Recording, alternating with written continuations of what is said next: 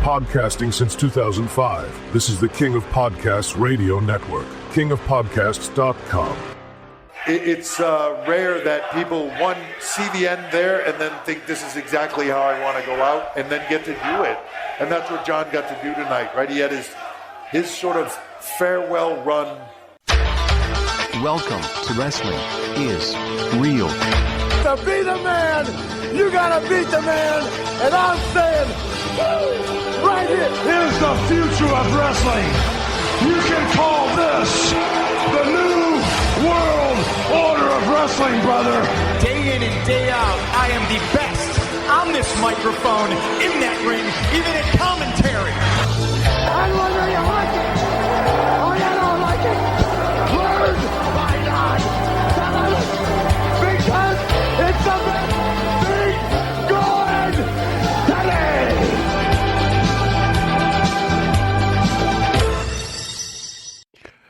Welcome to the Wrestling Control Podcast. King of Podcasts here with you. That is the original opener that I used 13 years ago tonight, December 18th, 2012.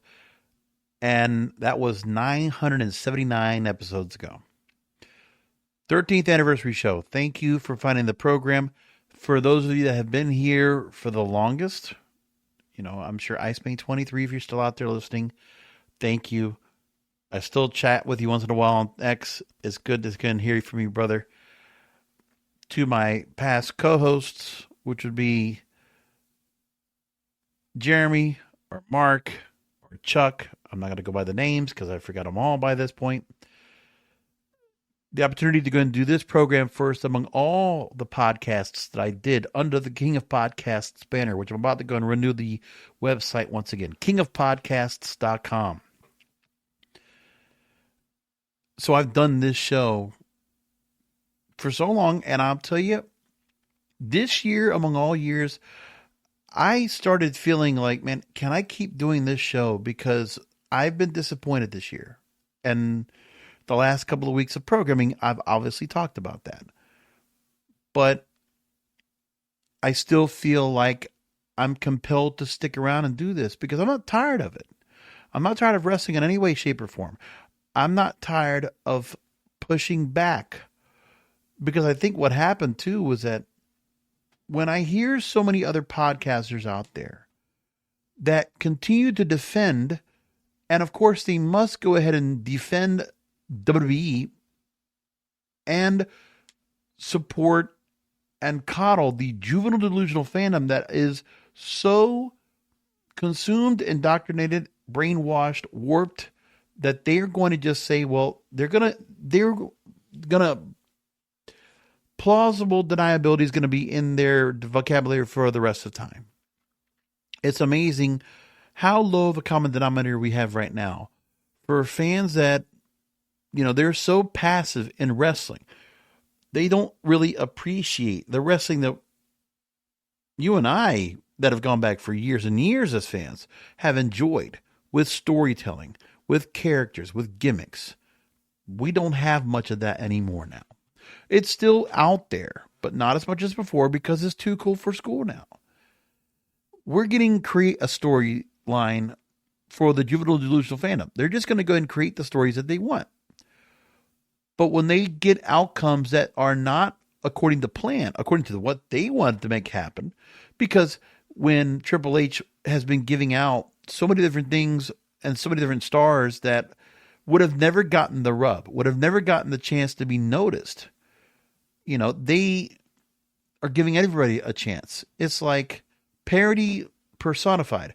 There is no such thing as a top star, which is bigger than anything. There are top stars here, but they don't feel like it. And to be a top star in this company doesn't feel like there's much prestige behind it anyway. Because look at the drop-off we have of talent in terms of star power. I'm not talking about the talent in ring, not talking about the talent of the promos, but the level of star power that we lost in John Cena this past weekend. And how he was handled poorly. Everywhere across the board. Bleacher Report gave it an F of the entire run for John Cena, and I have to agree with a lot of it. Now, I did try to go ahead and make the point of, if The Rock would have stayed around and we would have gone through the whole storyline of John Cena trying to save his soul, we would have gotten somewhere. And that would have lessened the blow of the amount of bland, boring, run-of-the-mill feuds of the same people over and over without any storytelling to help further the storyline. Like, what are we going to do to rekindle the feud? We'll just leave the two stars out there to go do it themselves. Whether it's CM Punk and Seth Rollins, whether it's Roman Reigns and Cody Rhodes. Let's just keep doing that because that works so well. We're not getting anything of any substance at all. The Wyatt Six is a waste of time. Judgment Day, you have factions just for the sake of factions that mean nothing. There's no intrigue. There's no drama. It's amazing. We don't have any groups that break up. We get the most predictable things that happen now in storyline. If we get anything of matches or anything of intrigue, aside from the random Easter eggs that everybody wants to point out, which they probably happen by accident. It's probably not even on purpose. We get Austin Theory now revealed as the Masked Man. We knew that. Gunther was the one to take down John Cena and beat John Cena. Yeah, we said that too. We knew that was happening too. We're not getting surprised by anything here. 4 and 5 match pay-per-view nights that mean nothing. And so many times we get no outcome change, no title changes, nothing. Because it doesn't matter. Even if we do get title changes, it really doesn't mean much. It just hasn't. I think we're just more shocked sometimes by who does get to be champion, things like that. But otherwise, I get nothing else from all this. As I do this program every week, I want to make this clear. I don't want to bash Triple H on a regular basis because I want to see him fail. I do not want WWE to fail. That's never what this program was intended to be. I don't want to be in the tribal nature of the audience here that just wants to go and rip on AEW or the other way around, and I'm not into it. I have my issues with both. I'm not watching any of the TV shows as much as they went out. Now it's just clips, like everybody else. Because it's very clear that wrestling for television, you have a dwindling audience that's still maybe around watching. So again, Dynamite getting 500,000 viewers, a little bit more than that sometimes. NXT the same. SmackDown getting 1.2 million viewers at the most. And Netflix, supposedly, we're getting 2.8 million viewers or 2.3. But now we have the excuses of, it's not Monday Night Football that's the problem. That's not our competitor. It's Stranger Things. No. It's, pick Netflix program here in the top 10 above. Things like that. Nevertheless, everybody has broadcast deals. TNA now has a broadcast deal at the end of the year that's going to start for next year. So wrestling should be in a boom right now. Creatively, it's all bankrupt. There's not much there. And it's not that the effort isn't being done on certain brands. Like, obviously, I love MLW. I think what they do for what they are able to go and do with the resources they have, with the talent that they have, with the overall storytelling they're able to go and do. YouTube episodes, it's good. For AEW, it's Tony Khan's playbook. It's what he wants to do. And I'm not necessarily into what Tony Khan is into right now. I'm glad that MJF is back, but what are we going to put him in? But he's back nevertheless. I haven't really looked at what it was that happened tonight, but I'll get into it later. But we know that, World's End is coming up. That's the next pay-per-view. We know there's a triple threat, and there's other matches being set up. But for the most part, am I overly enthralled in what they're going to be doing for World's End? No, not really. But I'll watch it. We'll, of course, do a post show on it.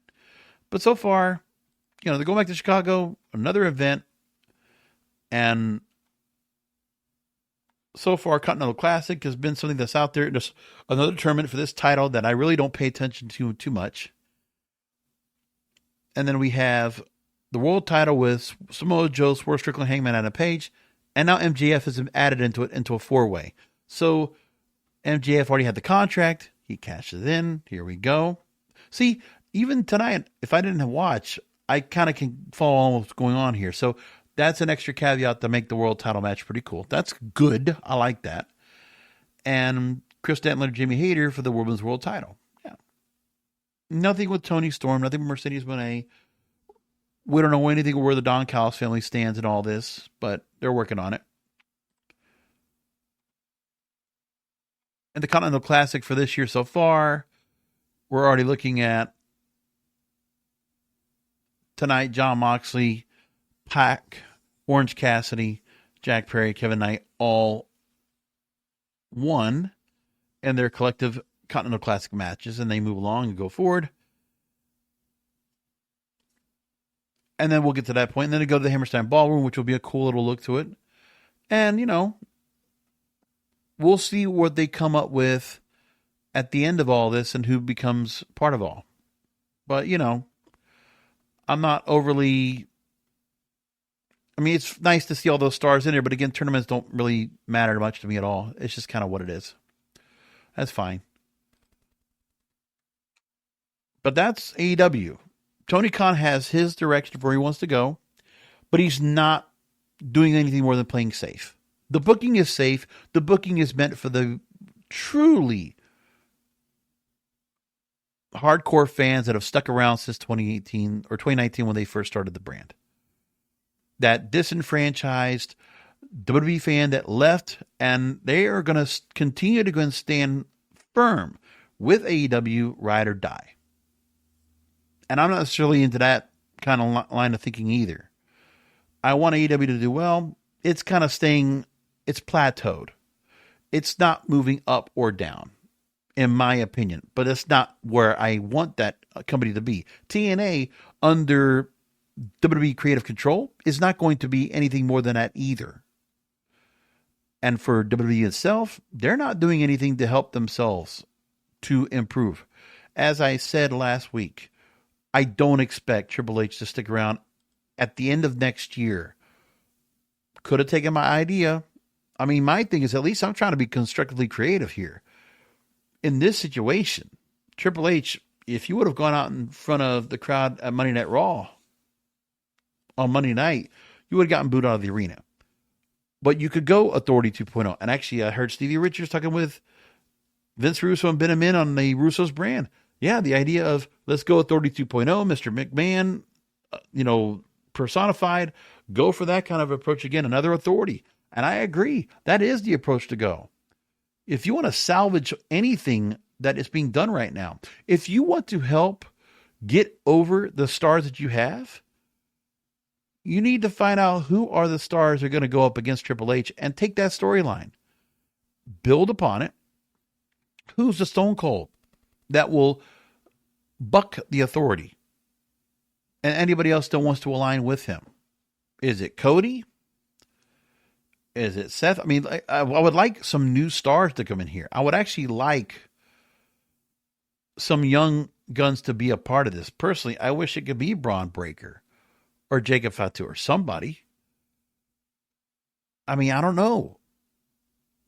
I kind of like the idea of having the Bloodline, the MFT, the Bloodline all together, that they are, as a Samoans, as a communication, as a collective. I'd love to see them be ostracized by the authority. And Triple H has his group. He has the Vision at his size. He has Cody and CM Punk. And I would love to go and see that whole Bloodline with the MFT all come up front. But then there are also castaways. Take all the Tongas, put them all on Triple H's side. And make it an ultimate thing where we have factions. Because you know what? Then that makes anything a storyline. You make a storyline and you don't want to build storylines off of that? Fine. Do it like NWO. But then just make it, well, there's one big arc. And whoever you want on one side or the other side of the argument, then you have the arcs. It can be done. And I would absolutely be invested in that. That would actually make me want to watch the TV shows, or at least monitor them to see what they do. But they're not. And I hear some of my fellow podcast wrestling brethren who, I mean, they also stay around as long as I have doing shows. But I'm also like shaking my head. How are you still defending this company? How are you still defending the direction this company is going right now? It's rudderless. Triple H in charge doesn't want to do anything. And I don't want to bash him. I do not want to go ahead and see him go away. I tried to throw an idea out there that maybe he'll take on and try to thrive, because he's just proving what we've always known in wrestling lore, that a wrestler, a former successful wrestler, doesn't make for a good booker. He is not good booking for himself because he has favoritism. He also doesn't want anybody else to get over above him. It's funny where Vince Russo says that at Juggalo Championship Wrestling, that Karrion Kross could have potentially had become a bigger star than Triple H could have. So Triple H had to make sure to keep him down. LA Knight, same way. We could say that. I mean, that might be pushing a little bit, but I can understand the argument. But this year, as anyone in particular really become a star as a result of what Triple H and his team have done just in this year? No. Braun Breaker really hasn't moved up up anywhere much. I mean, they're going to position him for the World Heavyweight title against CM Punk. Got it. But really, I mean, that's just by default.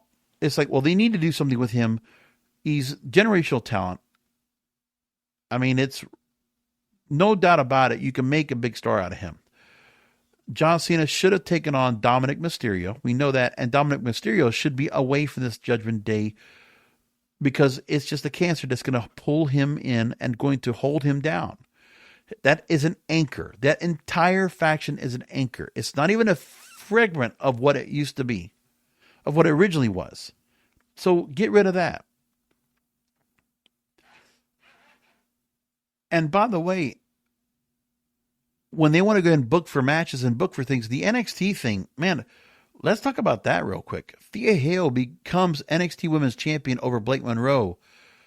They were trying to go ahead and bunch up a bunch of tapings ahead of time. And because Thea Hale, according to the referee, on a bit of a botched springboard, at a botched backdrop, and falls back down onto Blake Monroe. Blake Monroe does not kick out in time. So the referee goes ahead with the title change. And you got Thea Hale with true, honest, unpredictable delight winning that title, because that's the part that was really amazing. But the way they had to go and handle it on NXT on Tuesday night, that's quite embarrassing. But look what happened. I mean, I can't believe it did happen. So anyways, let's talk about that part first of all. Here's Blake Monroe losing to Thea Hale, and here's how it came out on NXT. Don't waste any motions with Blake. Oh, yeah. I like that hard landing. Oh, she got all of that. Is it enough? And whoa! That it? No. Thea Hale, much like last week, finally has it happened. What happened? Wrong music There's a lot of plays. confusion right now. The official is looking down at Mike Rome. So that wasn't supposed to happen. Thea Hale is champion. And of course, then after this, we get the announcement where she becomes champion. And, here we go. Here's what the outcome was. But is it finally happened? The moment! Yes! What day? Yes! What day? What day? Hell yes! Thea Hale! So she wins. But now the other part this is also the epitome. I have to bring this up. So 2 things from Wrestling Observer newsletter. Dave Meltzer says that was in fact an unplanned title change. I can't think of the last time that happened. Brian Alvarez says, LOL, I love that the only way someone in their early 20s can win a title in NXT is if they botch the finish. That's funny. But then let's just call out the fact of the normal run-of-the-mill commentary out there of the juvenile delusional fandom. And those that are in podcasting that, they are going to just say what they want to say about it.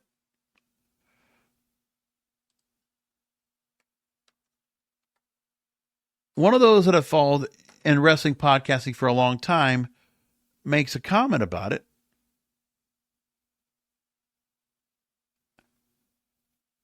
And he says the amount of botches this guy has glossed over every Wednesday night for the past 5 they're just legion. Anyways, he's taking a shot at AEW as Brian Alvarez makes this point. That's the epitome of what this year's been all about. Nobody likes anyone's opinion in wrestling, and so people have to go ahead and bash away.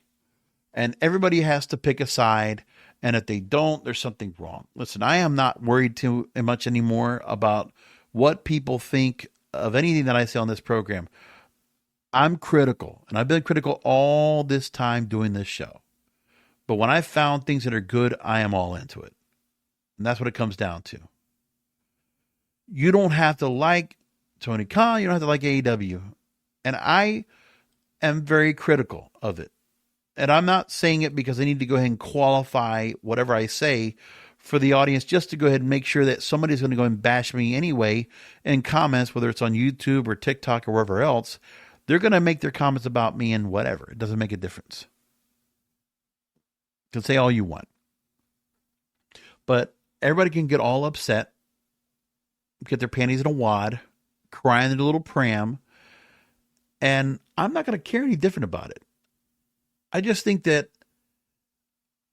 everybody's so uptight about wrestling because, you know what? We're not happy with the wrestling product in general. Let's just call it as it is. We're not necessarily happy about where wrestling is right now. Don't tell me that all this is really good. There is not one wrestling promotion on the very top of that totem pole that's doing better than the other right now, because they're not. No one is trying to cross over into the mainstream. Don't tell me just because Monday Night Raw's on Netflix is that's going to be possible. No, it's not. If it was, as Stranger Things now is dominating in the Netflix top 10, why don't you have those stars over at Monday Night Raw? Do we? No. You had the folks at One Piece make some comments about it. But there's nobody else from Netflix that's going over there necessarily, and very important, of the higher end of the programming that they have, that is going in for cross-promotion at Monday Night Raw. Probably not. Because Stranger Things doesn't need Monday Night Raw. Monday Night Raw needs Stranger Things. And whatever that audience is that does like to play the nostalgia, that is young and old, that are influential. When you think about the fact that songs become viral just because they were playing on Stranger Things. Same thing where it goes with other Netflix shows. Netflix is so influential. What is one thing that Monday Night Raw on Netflix has done that has gone viral? Any dance, challenge, music, character, catchphrase, anything like that? Do you think Jey Uso's Yeet has gotten over with anybody? Do you think LA Knight's Yeah has gotten over with anybody? And we're seeing it across the board on social media? Anything like that at all? Is there anything in the mainstream lexicon or anything at all that you see go viral that comes from WWE? No. Now, they try to do that, and they kind of force it down our throats at ESPN because they have the new deal. But even then, like, you're seeing that WWE is getting kind of bashed off for the wrong reasons. Gunther, right before John Cena's last match, he's on First Take. And Gunther is there to go and talk about the fact that WWE is presenting First Take Triple H's sledgehammer. I mean, make me understand that. It was the wrong thing. Like, it's about Triple H, not about Gunther, not about John Cena. It's about Triple H. But I'm grabbing a low-hanging fruit. I know everybody's been talking about this all week. Let's go back into a little bit more about the John Cena last match that we did have. Yeah, the other thing I didn't say, but I know everybody else said, yeah, why is it that John Cena gave up on his last match when you know that's his phrase, never give up? Doesn't make sense. Dave Meltzer commented about the whole way of the guy has to say it this way.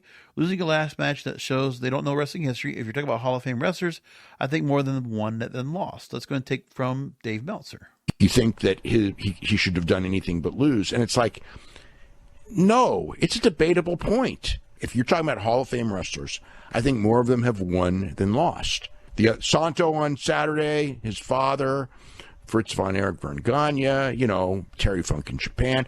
I mean Bruno Sammartino in his theoretical retirement match in the Meadowlands. I mean, I can go down and Undertaker's last match, he won. Undertaker. You know what? The guys who say it has to be this way, that shows they don't know wrestling history. They don't know wrestling. That whole thing about the time-honored tradition that Vince mentioned, Brett wasn't retiring. He was going to another promotion. It's not even another promotion. He was going to the opposition. Whatever, yeah. If John Cena's going to AEW on Wednesday, if you know that's happening or whatever, and he's not retiring, beat the guy. Yeah, absolutely. But when a guy is retiring, the fans are already sad that the guy is retiring. There's nothing wrong with him winning his last match. No, it's there's been nothing. done. So that's from Wrestling with Radio. Brian Alvarez right there also making the comments there. So that's a good point that can be said. But there are a lot of people that said, why did he lose? Chael Sonnen actually spoke with Ariel Helwani, and he made his point about this, made it clear. John Cena. Can't wait. And you brought this up yesterday. Now, you are so correct on this, and this is open to interpretation, and I have my own. Thank you. John Cena is not a legit badass, not like in the slightest. He didn't go take martial arts classes, right? He was doing the bodybuilding and this kind of stuff. But it's very relevant that you understand that, because I don't believe in my heart that John Cena understands what it means to tap and pass out. You don't tap. There's very different taps. If your leg is going to snap because you're in Ric Flair's figure four and you sacrifice the evening's festivities for the goodness of your health and your leg, if you tap out due to strikes, if you tap out in a chokehold, John Cena, not being a badass, does not understand the difference in those three. And moreover, and evident of the fact is he then passed out, Ariel. See, the thing is, John Cena's last match did get mainstream attention. And that's why there's a lot of people that wouldn't normally talk about wrestling that came out of the woodwork and started talking about it, because they also know this was not done very well. Jeff Jarrett commented about all this too, saying that having Cena lose his final match because of a time-honored tradition calls the finish of Cena and Gunther the single dumbest. Quote, this mythical time-honored tradition, that's the biggest bunch of bullshit I've ever heard. It almost goes against the grain of every territory, and really, even though Hulkamania days in the 90s and all this, what do you do to a legend? You protect them. You make up for their shortcomings in the ring. You make up for this. Why do I think it was the single dumbest finish? Because I think it is a direct slap in the face of our industry. Never give up. Do you know how impactful it is in a room full of bankers or TV executives or friends or whomever it may be? And I can look in the face of a non-wrestling fan and say, do you know who holds the record for the most Make-A-Wish visions in the history of that organization? It's a professional wrestler. It's John Cena. His whole mantra, hustle, loyalty, respect, never give up, and you're going to give this bullshit that we got the heat on a heel and a time-honored tradition. It's the silliest, most ridiculous argument that people are throwing up, because when the fans are chanting it in the post-show, how could you come up with another scenario where the fans are chanting AEW? Yeah, John Cena should have been asked out of this. Should have been probably talked out of all this, but he wanted to do what was the time-honored tradition. He's heard that before, so if it's his choice, okay, fine. The other question is, we're not questioning Gunther being the one to make John Cena tap out in his last match.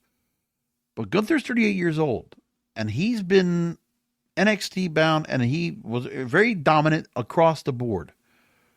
How much more of a heel do you need? See, why are we having to go ahead and get him to become a top heel here? For what? He already has been. Going into WrestleMania, you had him up with Jey Uso, and that was a setup. And then Jey Uso won. Remember, you made that moment. So we're going to just try to reheat Gunther again to be the guy that was the one that got the win? For what? Again, Triple H is booking for talent. He thinks Gunther's like 28 years old. I don't know. I mean, Gunther's in great shape. Gunther, there's nothing I'm going to say critical about the man. He is a cut of an old school cloth of wrestler. I think Gunther would have worked really well in plenty of territories and plenty of generations of the past. He has the look, he has that haul, and, he can talk pretty well in the ring. But they don't give him much to work with. I mean, when he got the chance to work with Goldberg, God, that should have been so much better. But that's not on Gunther, that's on the company. They don't book him right. And they're going to do what they're going to do with him. So, why he was the one chosen and it wasn't somebody else? I don't know. When someone on X asked about what was the worst booking call of the year in WWE, let's go with some of them that have been brought up here. Travis Scott, main event night 2 of WrestleMania 41. Cody versus Drew for the 25th time. Jey Uso making Gunther tap. I just mentioned the Gunther Goldberg match. So everybody's all in consensus about that part. A little bit more on the Blake Monroe, Thea Hale botch happening. So NXT was finishing up filming so talent could go home for a Christmas break. Weeks of creative had already been finalized and filmed. Okay. And there was a frantic rush to correct things that had already been filmed in order to make sense of them. And one NXT higher-up said this was going to cause some heavy shifting in policy among talent, with wrestlers booked being required to stay into the end of tapings moving forward. That's according to the Fightful Select, by the way. I wonder if we're going to see anything next year where some stars are going to find themselves towards the tail end of the contract. And it's not like the environment is horrible. Like, it's not like it's a very playable locker room right now in WWE, but obviously there is a ceiling. And I'm really wondering if that ceiling is going to change at all. See, the thing is, while WWE has things they can do, like they kind of have themselves a bit of a foolproof ceiling plan. And I'm starting to realize that's where they really are now. AAA and TNA and Evolve and all these other things they have. What they're really doing is they can always make it where if somebody is not getting to do anything in WWE on that main roster, they can have a couple places where they can go. Oh, go over and work in TNA for a while. We'll go and swap you over there for a while. Go and do some work over in AAA. Things like that. Like there's other projects, other territories that they own that they actually can send people over to. But I'm wondering, once they realize that AAA, there's only certain stars that'll move over there that are going to have any resonating with that audience over there. Or with TNA itself as well. I'm curious as to if there are going to be any stars that are going to realize, you know what? This isn't the same WWE that I signed up for. And this system of like where, there's no movement up. There's only movement sideways. And I can't wait for certain top stars to drop off in 5-10 years or whatever it is, as long as Triple H is there for me to move forward. I think there's just no movement forward anyway. And when I'm going to wait for anything to move forward, I'm just going to move to another company. And maybe one thing I can say is I think that Tony Khan actually offers haven for wrestlers, especially the veterans. And I think that's something that will still be helpful for Tony Khan down the line. And I think that's going to help AEW overall.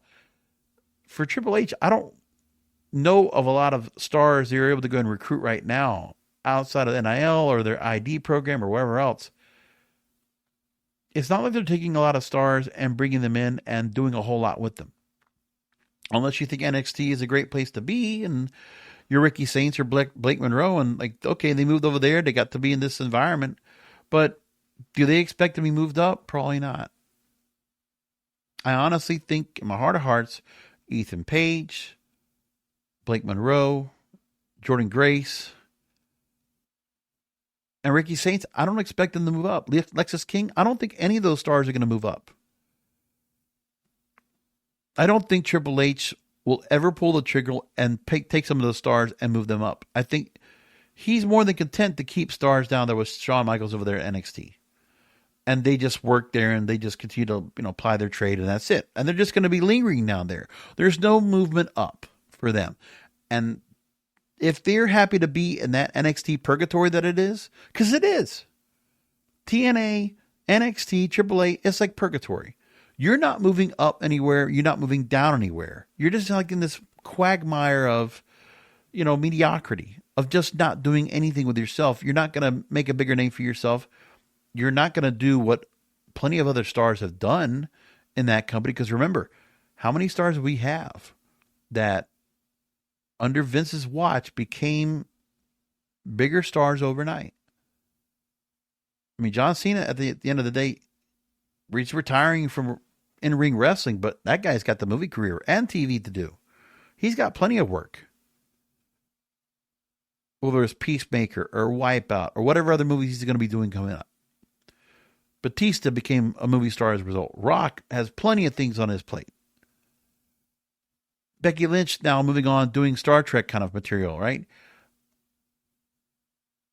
But think of the stars that we have right now, and maybe those that we have that maybe will move up and do something a little bit more, or have been trying to do something more. Do you see any Hollywood stardom right now outside of, or we're not even talking about Roman Reigns yet. Forgot about mentioning it too. Do you see Sami Zayn doing anything right now? Do you see Lyra Valkyria? Do you see, Austin Theory or Bronson Reed? Like, do you see anything at all here where certain stars are going to be moved up and doing anything? Like Drew McIntyre as well. Like, think of all the stars who can be in that Street Fighter movie. And the fact that Triple H hasn't made any stars are going to go there. Like, are we going to get any Usos over there? No. The thing is that the possibilities as a WWE superstar, we saw that, before Vince went away. Look at everybody that was doing even more than just that. Because the wrestling career is going to subside after a while. You got a number of stars. What are they going to do after that? I mean, even Cody has gotten a little taste of the Hollywood bug too. But what do you have after that? I mean, are we going to get any Netflix movies with them at all? Probably not. I don't think we are.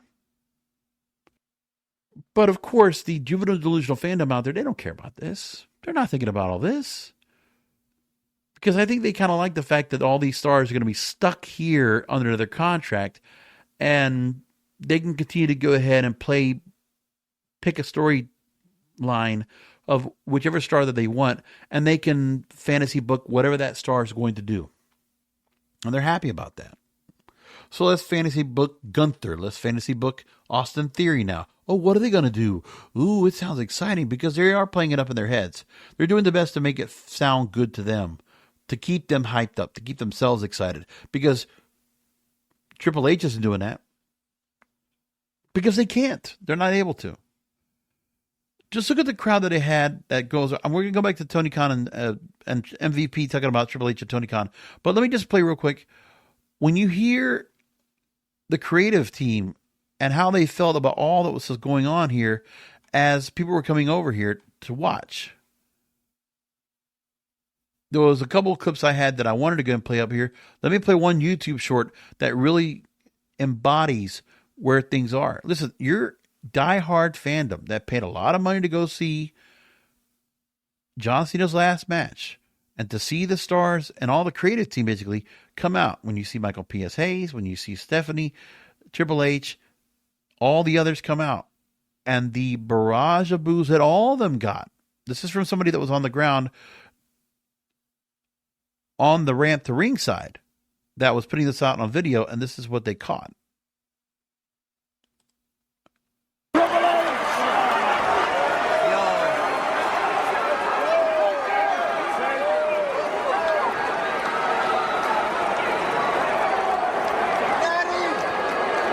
Producers, Michael P.S. coming out.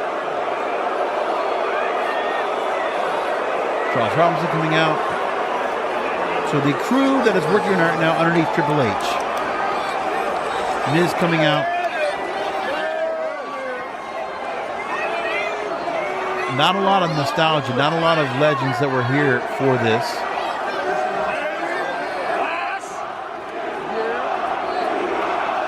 And the roster having to walk out. You have the main roster walking out to the ring to celebrate with John Cena and listen to them.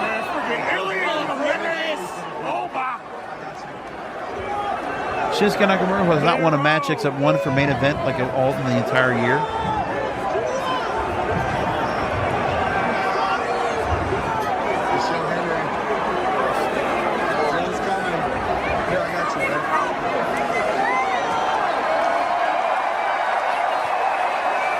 We see AJ Styles get applause. He gets a round. That's good.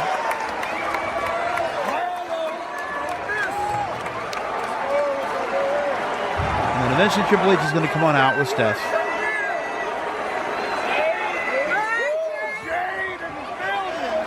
Wait. Let me go back here. Hold on. I was trying to play this here.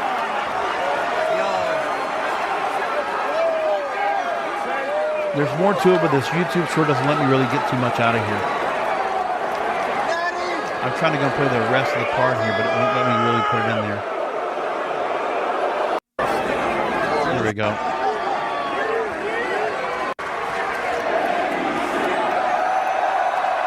So there's a crowd also just talking to Cena while he's, out to the ring. He's responding to the crowd.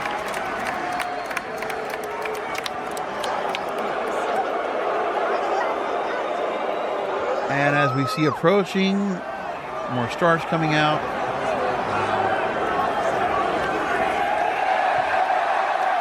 And I'm trying to see if we get the Triple H here.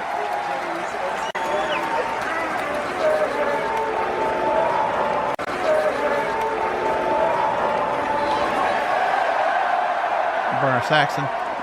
Again, crowd necessarily not happy. So that was one thing that we saw that was quite apparent out of all that. And, the response, according to Wrestling Observer Radio, about John Cena's last match, I got to make this point too. They said they were blindsided by the fact of the reaction. Quote, there are many people in the WWE who did not agree with the decision that John Cena would lose, but the guy in charge did it.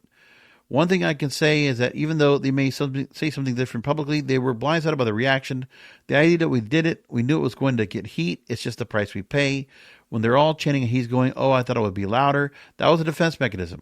I was saying there was no discussion of reaction.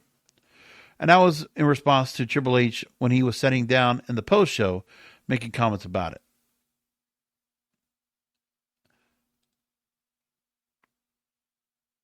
And the crowd was not happy.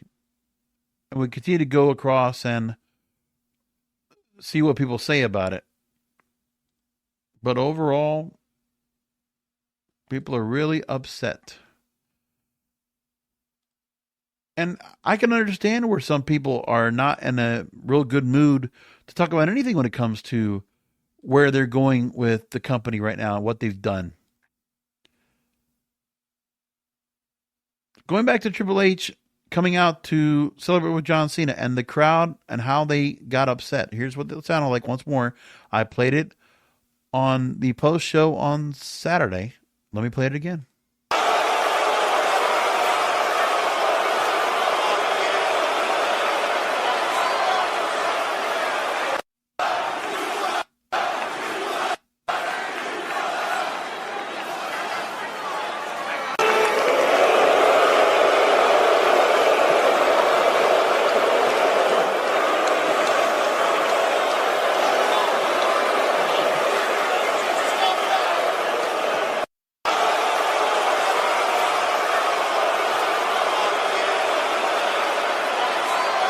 Now, I have not been short of commentary about Triple H all year long. It's been a lot that I've said. And when I go back and look at everything I've said about what has happened in this company, what he did, I've been very much into it. To the point I referred to WWE having its 83 weeks moment, that things were starting to snap. Let me play back what I said at that point. This is June of last year, by the way. Because most of my other fellow podcast wrestling brethren, they're not going to be so critical of what's going on right now because they have to feel like some allegiance to Triple H because, he was the guy about NXT and all the people we had on those indie shows and all this stuff. Look, you're not getting any of that kind of feel right now. Remember that. The NXT Black and White, that he was able to go ahead and just like pillage and go after rosters of Ring of Honor talent and wherever else they got him from, Evolve or whatever it is. That's not happening here. And they're not helping right now. And the DX style booking they got in NXT, it's not going to help them so far where it looks at in the future of the company, what's going to be done for them. That's going to help to bolster up the main roster down the line.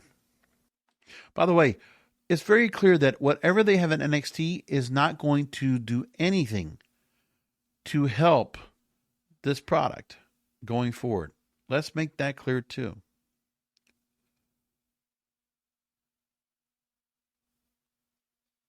So I don't know what else Triple H is going to do right now to kind of fix things, but it's not in a good place. Here's more of what I said about Triple H.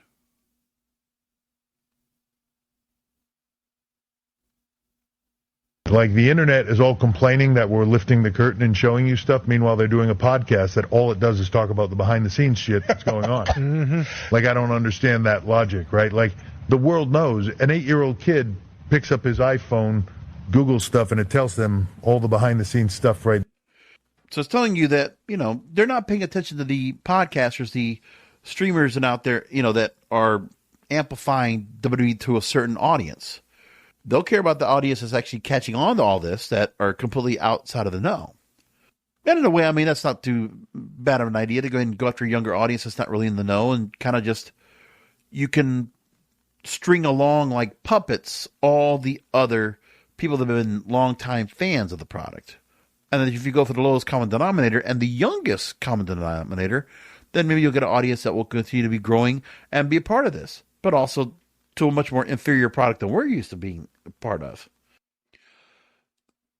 I look at what we're getting right now, the product. You can tell that what's being catered to us right now, it's not for any diehard wrestling fans. Let's make that clear. This warped sense that what WWE is trying to give us right now, it's for the international audience. It's for other places to make it so simple and easy for people to follow along. But it's not good at all either. To think of what they've done this year, I mean, the things they try to do to kind of get the interest stirred up, with John Cena's retirement angle, with AJ Lee coming back to work with CM Punk. I mean, there's not been much coming out of all that, or Goldberg's last match, or John Cena's last match. We're not getting any of that. And anything with TNA also doesn't make much of a difference either. It's all blind. And fans are not happy with where they're going with it. And what are we going to do about it? But here's the thing, too. The juvenile delusional fandom, they are in an echo chamber. They don't look at the worldwide view and say, okay, they want to be satisfied with what they're watching, but it's only what they want. Let's not forget that, with NXT, they started off on CW. Let's get CM Punk over there. Let's get some other stars over there to go and boost things up. Where's CM Punk in this whole mix? Not much. Because that's where John Cena goes away. What do we got? With WrestleMania in Vegas and then going back to Vegas. It's like we're just getting fed something that's not very creative. Nothing that's original, but that's normal because that's wrestling. But nothing exciting. There is absolutely nothing exciting on any of these wrestling promotions right now at all. So the position of this podcast is to continue to criticize and wait for change. It's all we can do. Is there anything that's going to surpass what WrestleMania 41 was, which was a drag? Remember when I talked about that? Now here's a 2-minute rant that I had on WrestleMania leading up to it. And just saying, I didn't feel any excitement for WrestleMania. And there's nothing going in the WrestleMania season that makes me feel excited for this year. When you look at what they're trying to go and possibly do, presumably to book for WrestleMania 42, another 2-night event. What can they possibly do to make something very exciting? Well, here's what I said back in April. And then Triple H decides to go and go after the juvenile delusional fan base that is supporting his product and says this. This will sound offensive. Every critic that is out there, I wish I could tell people off being a critic. Be a fan. Go watch this and be a fan. So that's the echo chamber. That's talking the quiet part out loud. Triple H is saying he doesn't want the loyalists out there to go ahead and make any comments about the product, and he doesn't want the social media people to go ahead and start being vocal if the product's not doing good, because we're very entrenched and dedicated, and we are so big of fans of the product, but yet he doesn't want to listen to them. And it's very clear when he says that. Yeah, be a fan. He wants the fans that are not going to ruffle feathers, because he wants to basically make it where his echo chamber right now, he doesn't want to hear what social media says. He'll use social media as he wants it. He wants those fans that are on Twitch or whatever, you know, the Santa Zaps, the Minervas, all these other people. He wants the reactionary ones that will like play along. Some of them maybe are not so critical about it, but like if they can find those fans that they're all doing like the split screen, here's the PLE, and they're doing the commentary as it happens. Yeah, they want those people on social media. Of course, they don't want the dirt sheets. They don't want the other podcasters or people like me. They don't want us to be involved in that. They don't want us to have that big of a platform or that big of a bully pulpit or a soapbox or a megaphone. They don't want that. Triple H is even saying that. Why not? They're Triple H. Because we might say some things that maybe will show that maybe there's some inferiority in what you're doing and what your booking style is. And maybe the fact that you don't want to do things the way Vince did, maybe you're wrong about that. Now we know he is wrong. And now we know he was wrong. That's back in April.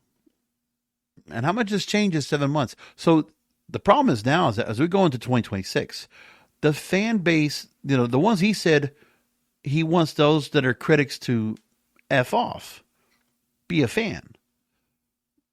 Let's talk about those fans out there. You don't feel so excited about the product like you did before either. You're disenfranchised now like the rest of us. Welcome to the club. I'm not judging you. I'm not blaming you.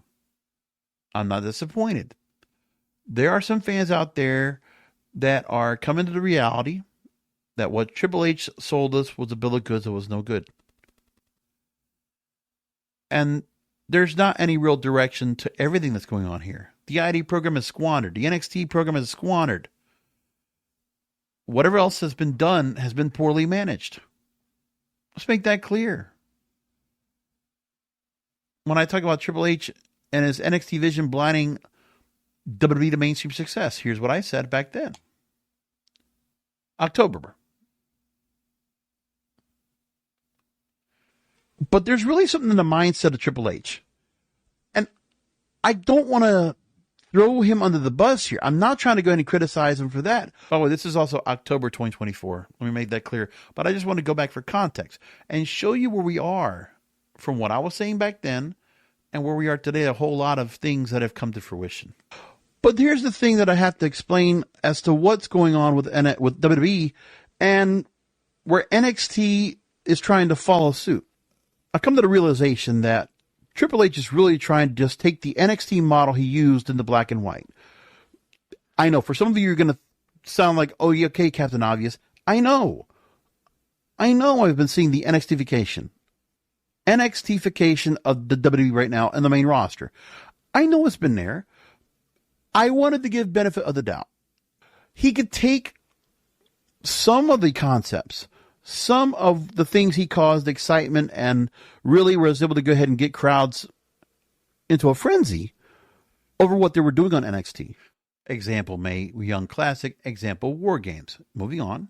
That what he can do would resonate because of how he had the takeovers, the pay-per-views, and what they were really going to do to transition from the studio show, essentially a studio show for the Performance Center or Full Sail, and transitioning over to what takeovers would be in major arenas. Now, maybe they've given the takeover experience where you have certain things that you are participating in if you're in the crowd. That's the NXT-fication. But that doesn't mean the stars are standing out more than others. Not necessarily. It's just you have something to do to participate once a particular star's out going to the ring. That's pretty much it. but nobody's getting over above others at that case. More of what I said back in October, just to make the point here about all this. But the NXT field that he wants to bring to the main roster, it is clashing with the culture of the WWE, what has been. When you look at the stars that we see on a regular basis that are the mainstays on that roster, okay? In the description I write for the show this week, you look at stars like Seth Rollins, Kevin Owens, AJ Styles. They exist in a different culture. They're all made with gimmicks, all made with particular movesets. They're built in with not just entrance music. They have catchphrases. They have everything. And they've also gone through multiple different kind of gimmick changes or persona changes. And we've seen them on TV in multiple brands. In the heyday, and a very good heyday as well for all these folks. When it comes to TNA in a very prominent time, AJ Styles was there. For Ring of Honor in their prominent time, before Tony Khan bought it, also a prominent time. But you see a difference in the stars that came in when Vince McMahon was around. So Roman Reigns, John Cena, The Rock, you'll still see them. But there's something to be said about Triple H has a reputation for nurturing young stars at NXT, but we're looking for breakout stars. Braun Breaker hasn't broken out to the level he should be. He's a star in that company. But he's still upper mid-card. Now they're going to try to make a main event.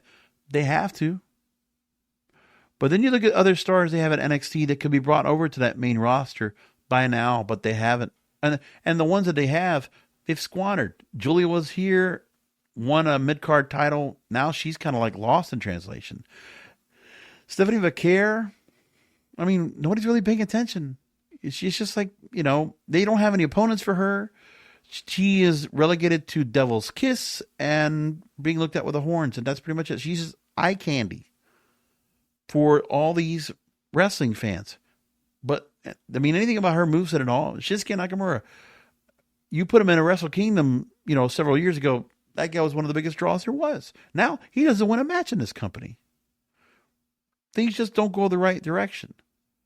When I talk about the NXT main roster mediocrity stuff, the NXT and the new talent trap, pretty apparent because, like I said, there's a number of stars. They haven't moved up. They've gone sideways. Is there any possibility where if I said this, Trick Williams, Obafemi, let's move them up to the main roster. Then Triple H and the folks have to go and determine, okay, then someone's spot has to be taken. Who are we taking down and taking away their spot on that main roster? Who are you taking right there? Juvenile delusional audience, who is there right now that you would take away at this moment if those two stars were to go ahead and move up? You got Roxanne Perez up there. I don't know if she's going to stay up there or not. But let's say this. Why do we have Stephanie Vaquer and Julia down there in NXT? If they're bigger stars, worldwide, more world renowned than the stars even normally in WWE, right? Let's move them up. So which stars are you going to take down off of that? Like I said, Stephanie Vaquer, Julia, they did move up. Obafemi, they put him in a match with Cody Rhodes to lose. And he got a chance to be up there for a moment, but he's not moving up to that main roster yet. Does he look like he's ready? Have they done anything for him to be ready to be that main roster? If you think they should just go ahead and throw him as the same NXT character, well, I would disagree with you. But that's what they're going to probably do. And for the fans out there, they're just going to defend any decision that's being made. So I can continue to go ahead and analyze all this and give my take. And I'm not listening to Triple H when it says, just be a fan. No. Because, see, we already proved our point. Look at the end of the year right now. The fan base that you have, they turned on you. And it won't just be Capital One Arena. It will be every arena you go to. But what's going to happen if that becomes a trend and we constantly hear boos across the board in every place that's going on? What do you do then, Triple H? Just saying. I don't think you have a plan. And that's where I think if you're not making it about yourself and just personifying the fact that you should just be this heel character, this authority figure, and then help in that way to bring up the stars you're trying to build up, they're not going to do it on their own. They're not going to do it with your creative. You might as well just go out there and just help them move along to try to get the most out of them, because you are a bigger star than all of them. And I guess that's what you wanted to do. Because I'm sure when you go out there, you're going to get a lightning response for whatever you do. You're going to get a polarizing response. So take that now and use it. Or don't, and lose your spot come the end of 2026. I'm telling you, it's going to happen. So anyway, that's it for the program. 13th anniversary. Thank you for listening in. Thank you to all those who have been a part of this show in the past. And thank you once again, as always, for listening to another Wrestling Control podcast, because wrestling needs us.